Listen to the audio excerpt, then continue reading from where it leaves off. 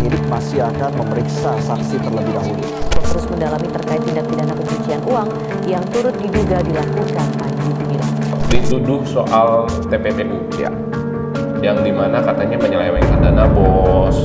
Gua kasih lu duit untuk dana pergerakan. Berapa? Katakan 5 triliun. Tapi ada kok. Dia pakai dana bos untuk beli kuda.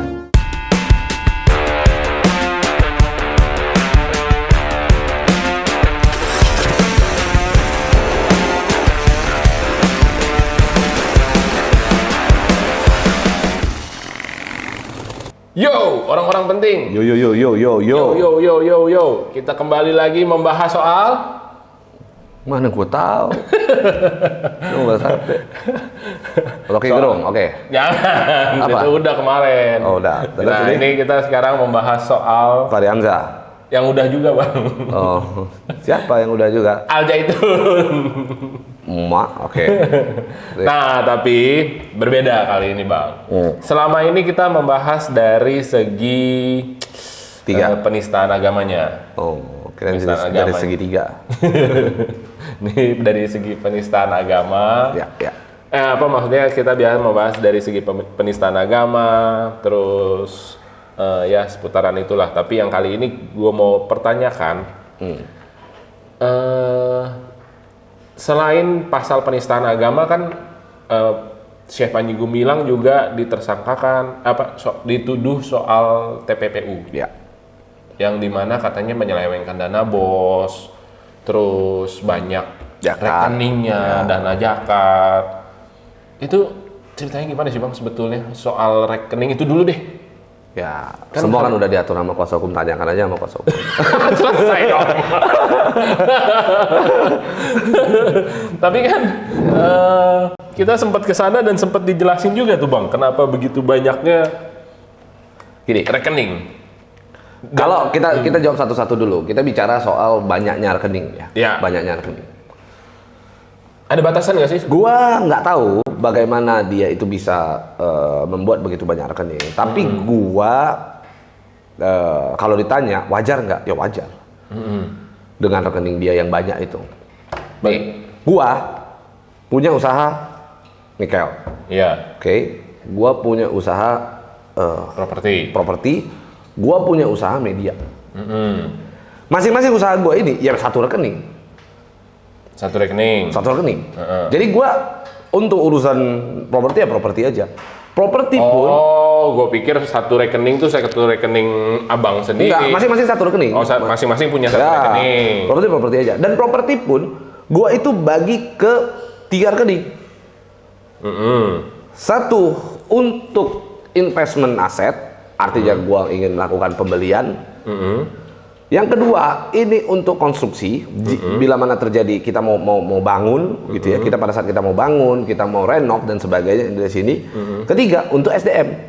SDM itu untuk penggajian, karyawan, operasional dan sebagainya. Ada masuk di sini. 3 rekening.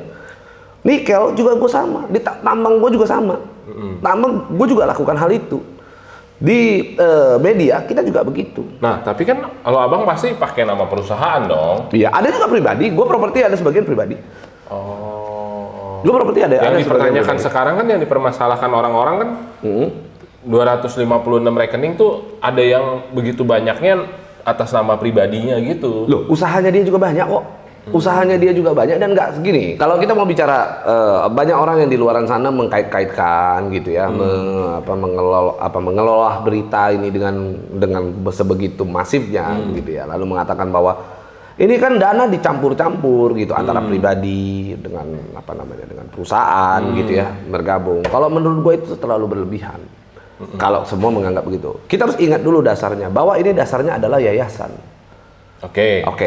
Yayasan sifatnya itu adalah lembaga non-profit yang tidak mendapatkan keuntungan. Justru orang-orang yang masuk di dalam yayasan, ketika dia bergabung di yayasan, menjadi pengurus yayasan, menjadi pembina yayasan, maka dia harus mewakafkan dirinya untuk berpikir tidak cari untung. Oke. Konsepnya begini. Seorang Panji Gumilang dia selalu sampaikan bahwa dia tidak dapat dipisahkan dengan Al Zaitun.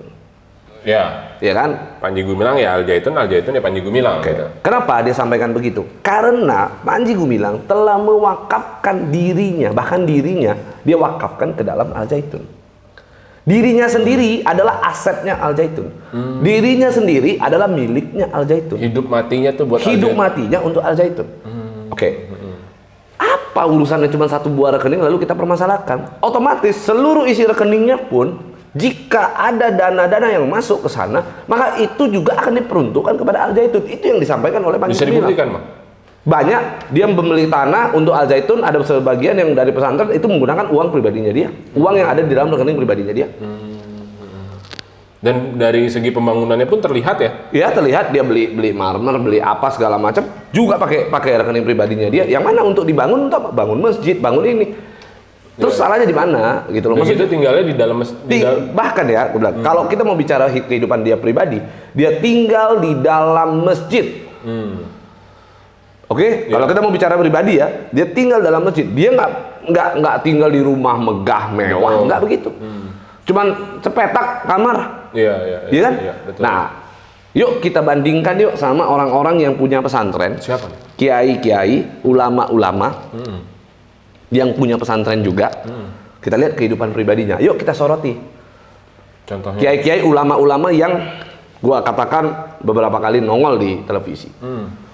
Mereka juga sebagian ada yang punya pesantren. Tapi coba kita lihat, mereka mengendarai mobil, ada yang mobil Ferrari, ada yang Aston Martin, ada yang bawa McLaren. Itu yang justru harus ditanya dong. Contoh kecil deh, gue sebut aja nama Habib Bahar. Itu ada video terbaru, videonya yang lagi beredar juga. Dia punya pesantren kan, dia punya pondok kan. Nah, gue nggak tahu legalitasnya yayasan apa bukan. Tapi, yuk kita lihat, dia punya mobil sport berapa biji itu? Ya kan? Kalau kita mau menduga seseorang, kita duga yang begitu dong. Masa Panji Gumilang yang untuk membangun 1800 tuh lalu kita menerka-nerka, wah ada ini, nggak boleh dong begitu. Itu juga di semuanya dimanfaatkan. Semuanya untuk itu kan gitu ya. Dan kelihatan lahannya luas yang sebegitu. Iya. Nah sekarang kita bandingkan Habib Bahar. Apa gunanya mobil-mobil sport itu? Ada nggak manfaat mobil sport itu untuk pendidikan di pesantren itu? Ayo, coba lah. Ada, Bang. Bawa moge gitu, ada nggak? Ada. Apa? Biar lancar nyampe, cepet. Jadi dia nggak telat ngajar. Ya jadi hal-hal begitulah. Menurut gua hal-hal begitu tuh orang kadang-kadang mengambil sepotong-sepotong, tapi tidak membandingkan dengan yang lain gitu loh. Kita apa namanya? Gua pengen teman-teman, yuk survei dulu lah ke pesantren-pesantren lain. Iya. Kan begitu, baru ngomong gitu. Kasihan lah kalau jangan semuanya itu main tekan sini membuat opini yang sangat menyerang gitu ya kalau untuk urusan TPPU ini gitu. Iya. Gua sendiri buka usaha, ada beberapa usaha yang gua kelola, masing-masing punya rekening banyak. Ray-Ban sendiri belum ada rekening kan? Rekeningnya dari mana? Dari gua. Rekening siapa? Rekening gua. Nggak mau pakai rekening gua. Ya udah besok pakai rekening lu dah. Iya kan? Ray-Ban pakai rekening gua. Iya betul. Betul nggak? Rumah kuliner. Ray Utami. Rekening pribadinya Kak Ray kok. Ya usaha-usaha sendiri, yayasan-yayasan. Ya makanya gitu loh. Dana bos pun yang masuk intinya diperuntukkan sesuai dengan SOP, diperuntukkan kepada para santri, kepentingan pendidikan, belajar dan mengajar yang ada di sana. Ya sudah. Pertanyaan simpelnya gini Bang sebetulnya. Berapa sih uang yang disitaan gitu? Bukan. Pak diblokir kan gitu. Lalu berapa sih dana bos? Kalau gue sih gitu aja sih. Kalau gua sih simpelnya gini aja Bang. Itu dana bos sudah diterima 15 tahun. Ya. Iya kan? Nah, kalau ada penyelewengan, penyimpangan, masa 15 tahun nggak ketahuan baru diributinnya sekarang? Karena gini, dana bos itu memang sulit untuk diketahui penyelewengannya itu di mana. Karena diserahkan itulah bentuk daripada kepercayaan pemerintah terhadap pengelola dana bos, yaitu sekolah, pesantren dan sebagainya. Artinya, mengelola dana bos itu tetap diperuntukkan bagi perkembangan si pusat pendidikannya tadi, lembaga pendidikannya tadi gitu. Nah sekarang ada nih selama 15 tahun ada 55 miliar untuk mengelola lah gitu ya, untuk operasional yang terjadi di sana. Nggak, sekarang kita hitung karyawannya aja deh. Karyawannya berapa banyak? Ribuan. Iya kan? Iya. Betul nggak? Karyawan berapa banyak? Udah kali aja gajinya per kepala berapa, yang katanya UMR ya kan? Lalu UMR dikali sekian banyak, dikali selama 15 tahun. Nutup nggak tuh? Nutup nggak? Makan, Iya. iya kan? Makannya Diperuntukkan sehari 3 nggak? kali. Iya, diperuntukkan kok. Kan begitu. Jadi hal-hal begitu tuh menurut gua terlalu berlebihan sih. Oke, terus kalau soal zakat, Ya zakat dia kan bukan ambil zakat. Justru dia itu memberi zakat. Dia itu bukan ambil zakat. Al Zaitun tidak pernah membuat satu lembaga amil zakat meminta-minta zakat kepada orang lain. Berbeda dengan ada sejumlah pesantren atau majelis, gua nggak perlu sebut nama kalau yang ini karena sensitif, yang apa namanya? Yang sekaligus membangun amil zakatnya di dalam. Ayo zakat sekian, zakat sekian. kalau yang kayak gini bang, Nah, Saya boleh minjem tayangkan dulu. buat acara. Karena kalau dalam pondok nggak bakal muat. Ini tanah dijual 450 juta semua. Ada 1.300 meter. Saya tawar 400 juta. Tawar belum ada duitnya. Maksudnya masih nawar dulu 400. Nanti kumpul pelan-pelan. Makanya kalau ada bapak, ibu-ibu di sini yang mau nambah-nambahin, satu di sini nih, di sini hadir 400 orang atau lebih 1.000 orang. Satu orang 400.000 aja. Besok udah saya bayar nih tanah. Ayo coba gini aja deh dari ujung. Mau ngasih berapa? Mau ngasih berapa? 100.000. Satu orang berdiri kumpulin. Satu orang berdiri. Abdurrahman. Habib Soleh mau ngasih berapa? 200. Pak Koswara mau ngasih berapa? Hah? 200.000. Pak Koswara 200. Bang Rocky berapa? 1 juta. Bang Rocky 1 juta.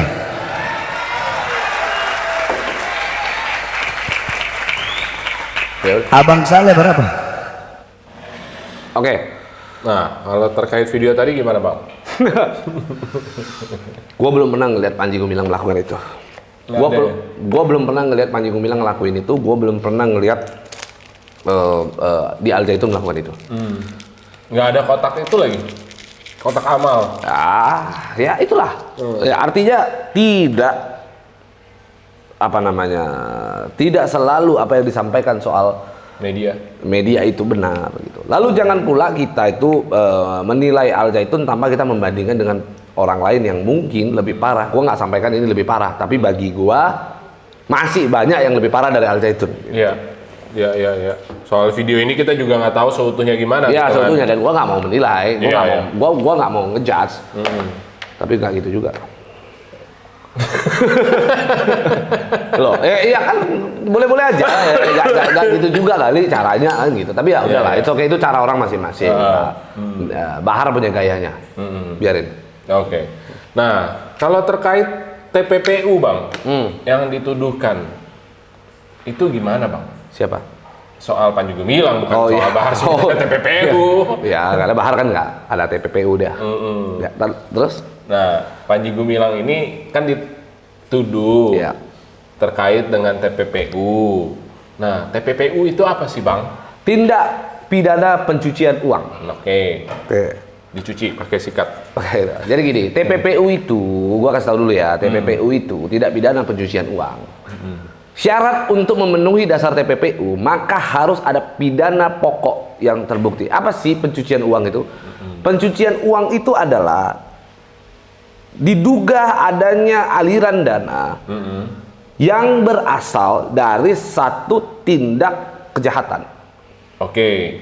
Contoh misalnya, seseorang misalnya A dikatakan melakukan penggelapan, lalu uangnya nggak ada saat ini, hilang nih kemana?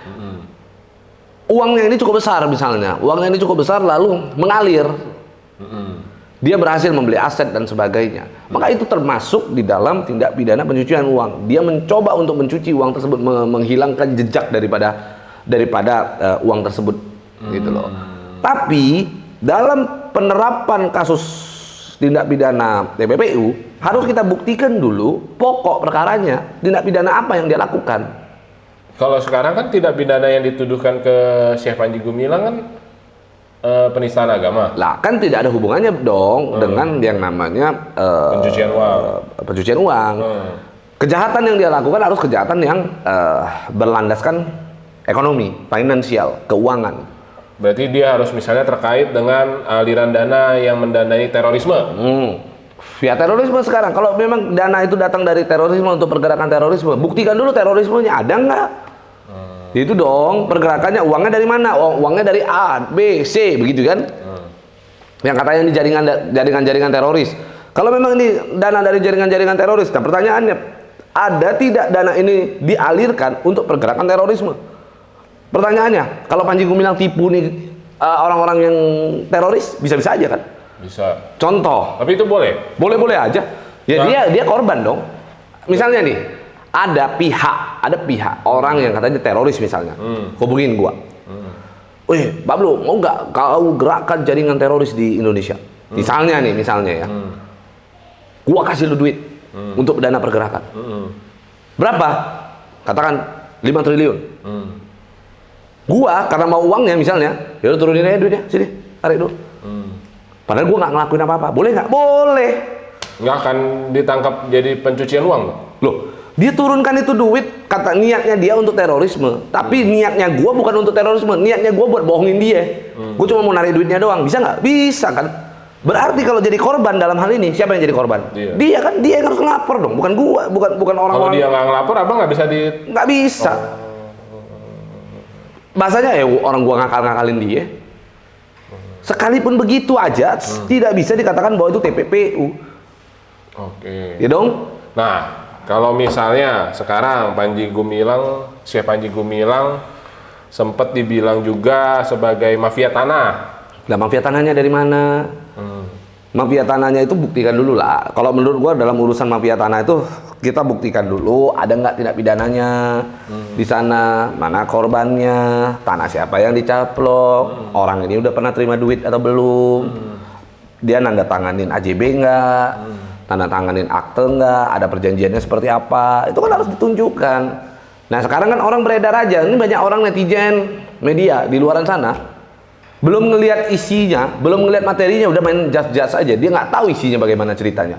Bahkan lucunya, ada satu orang yang teriak-teriak di luaran sana, yang katanya dulu bekas pengurus di Al Zaitun, yang siapa itu? Reni Siregar. Bukan, ada satu lagi, imam ya? Iksan. Bukan, ada satu imam siapa itu? Aduh, lupa. Ada. Yang sekarang saat ini yang udah menjadi DPO. Oh, iya kan? Iya. Nah, itu aja. Kan dia selalu ngomong nih, ini mafia tanah apa segala macam. Yang DPO tuh dia dalam kasus tanah, urusannya tanah. Seharusnya berarti Ya makanya kita nggak tahu bagaimana prosesnya. Yang pasti orang tersebut adalah orang yang disebut-sebut orang, diduga orang yang bermasalah. Nah, tapi Bang, sekarang nanya lagi. Sebegitu besarnya Al Zaitun, sebegitu besarnya uang yang ada di dalam rekening katanya, sebegitu besarnya masjidnya, dari mana duitnya? Loh, ini kan sebenarnya bisa kita lihat ya.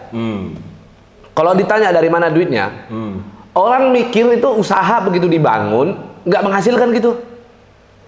Iya, menghasilkan dong. Ya, itu hasil duitnya kan. Duitnya kan jalan dari situ. Makanya gue ketawa ketika ada orang bilang udah ditanya kemarin tuh di kayaknya yang dicecer itu lagi iya kan. Jadi kemarin tuh kayak di TV ada Mario diwawancarain apa segala macam. Terus TV One nyecer, iya Mario udah jelaskan di sana ada usaha yang sudah dibangun, dibuat dan sebagainya, ya kan.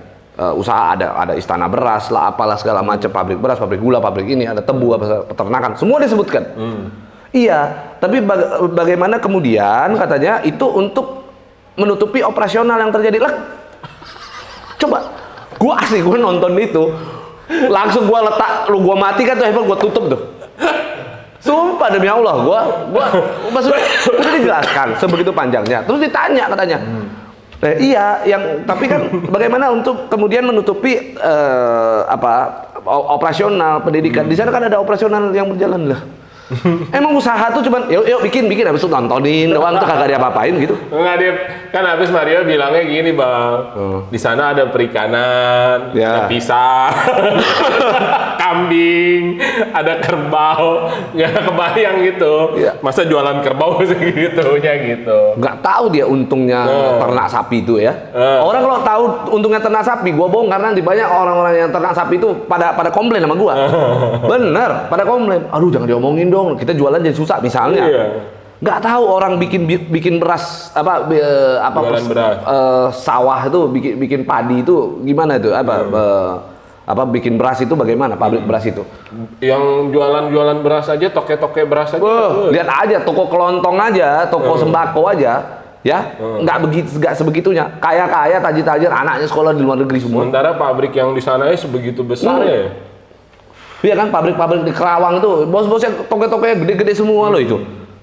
Kenapa? Jadi orang tuh mikir, tahu nggak? Bahkan gua katakan ya, Panji Gumilang bikin istana beras apa segala macem. Ya, menurut gua, kalau gua yang jadi yang punya istana beras itu dengan boiler yang kemarin gua sampaikan itu sebegitu gedenya, wah gaya gua mungkin udah selangit itu. Gede banget sih ya. Duitnya dari gaya gue udah selangit itu. Beras loh. Yang dia bisa menghasilkan sekian juta per ton, sekian juta ton per tahun itu kan ngeri itu. Itu nggak untung apa? Iya kan? Aduh, makanya kadang-kadang gue begitu nonton wawancara itu bener. Pas gue nonton dia gue kan lagi makan tuh nonton sambil iseng-iseng aja kan. Udah dijelaskan sama Mario panjang lebar dia ngomong begitu. Itu makanan mau muntah rasanya gue dengar. Benar demi Allah. Begitu si hostnya ngomong, iya maka kemudian bagaimana caranya? Mau muntah gue. Nah, terus sekarang yang gue sempat dengar di sana adalah ekonomi pendidikan ekonomi. Ya. Nah, jadi si Al Zaitun ini mengajarkan anak-anaknya untuk berusaha gitu. Iya, usaha bisnis diterapkan di sana, anak-anak mengerti bagaimana membangun suatu peradaban yang peradaban pesantren yang modern, berdikari, mandiri. Ya itu yang sebenarnya dibangun di sana. Gitu. Jadi istilah gue begini, kalau di luaran Al Zaitun ini terjadi apa-apa ya Al Zaitun akan berdiri kokoh, tegak, nggak peduli itu sama yang namanya kejadian bencana di luar. Dia ya berdiri tegak, nggak akan terjadi apa-apa. Pendidikan tetap jalan. Orang 2 tahun apa 3 tahun COVID dia benar-benar lockdown. Iya, dia lockdown benar-benar, tapi dia sukses. Iya. Kan begitu. Ya itulah intinya. Ini kan ada aja pihak-pihak yang sirik. Nah, lebih tepatnya ada yang mau menguasai kali Bang? Lebih tepatnya sirik lah. Sirik kalau gua. Biasa itu sering terjadi di kota-kota besar, ya kan. Gua kalau buka restoran sebelah juga pasti sirik. Aduh besar ya dia. Uangnya dari mana? Jangan-jangan persugihan. Kan gitu. Apa ini berarti kalau itu kan restoran dengan restoran. Ini pesantren dengan pesantren. Enggak tahu. Lu apa? Ya kan? Gue gitu aja. Mungkin, dia bisa, ya kan? Kenapa kita nggak bisa? Oh gitu. Iya. Oh yaudah, buruan ya selesai. Udah, thank you orang penting. Gue mau ngobrol dulu.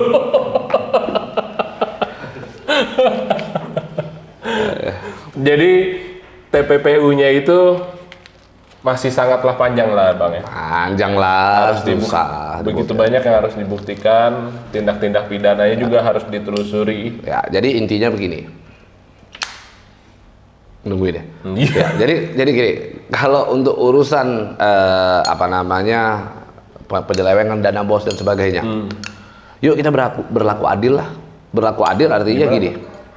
Kalau memang dia katanya ada penyelewengan dana bos dan sebagainya, berarti potensi dana bos itu disalahgunakan oleh pesantren itu ada, betul kan?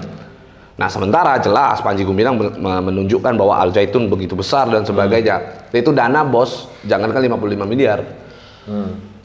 Jangankan 55 miliar loh. 100 miliar aja belum bisa beli itu satu tempat.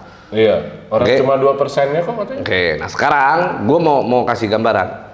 Tapi kan pemerintah saat ini sudah menyadari bahwa dana bos itu bisa diolah oleh pesantren. Iya. Gue pengen pemerintah berlaku adil. Seluruh pesantren yang menerima dana bos, cek isinya. Iya dong, bener juga. Cek semuanya. Gua akan list, gua akan nanti minta tim kuasa hukum list. Seluruh pesantren di Indonesia tidak terkecuali. Terlepas dia mau mazhab apapun, cek semua. Bongkar semua sekalian. Kalau gua ya. Iya, satu Oke? aja. Iya Yang satu aja dianggap dong, harus penyelewengan, masa adil cuma dong, harus adil dong. Kita lihat. Tapi kebiasaannya di sini kan tunggu boroknya keluar dulu baru dicek. Kita viralkan. Gua mau cek datanya, begitu ada kita rilis di media. Kita viralkan, kita ramaikan. Gitu caranya. Kan kalau bahasanya harus tunggu viral dulu baru ramai kan, baru jalan kan. Gua viralkan kalau bila perlu. Kan itu. Iya. Ya kan? Nah sekarang kita cek berlaku adil. Ya kan? Betul. Tapi begitu kita lihat bahwa bermasalah, perlakukan mereka ini sama dengan apa yang diperlakukan terhadap Panji Gumilang. Itu dulu. Perlakukan sama dong. Iya, betul. Karena semua orang sama di hadapan hukum. Iya kan? Siapapun itu, mau presiden. Dan gua menduga, ini dugaan gua ya. Banyak sekali pesantren di Indonesia yang bukan cuma pesantren tapi lembaga pendidikan juga yang menyalahgunakan dana bos. Sebenarnya hari ini gue diperiksa aja terkait dengan dana bos nih. Kalau memang ada yang membuat LI itu ya, laporan informasi itu masuk, gitu ya. Hari ini gue dipanggil, ada kok jelas-jelas depan mata gue kok. Gue punya datanya kok. Cuman kan gue kan orangnya, ya udahlah, gue orangnya kalau nggak digrecokin gue nggak mau ganggu. Gue tuh begitu. Tapi ada kok. Dia pakai dana bos untuk beli kuda.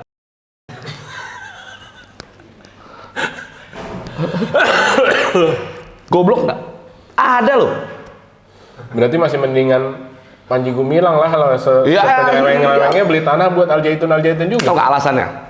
Beli kuda. Kenapa? Ya karena saya kan hobi berkuda, di mana ini adalah olahraga sunnah kata.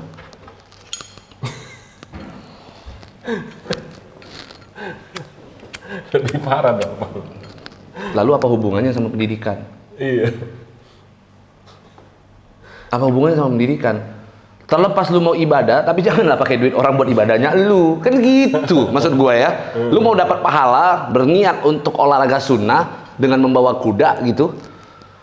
Ya tapi janganlah dana pendidikan yang harusnya diperuntukkan untuk pendidikan. Tapi dia bilang bang itu dari bos. Ya iyalah.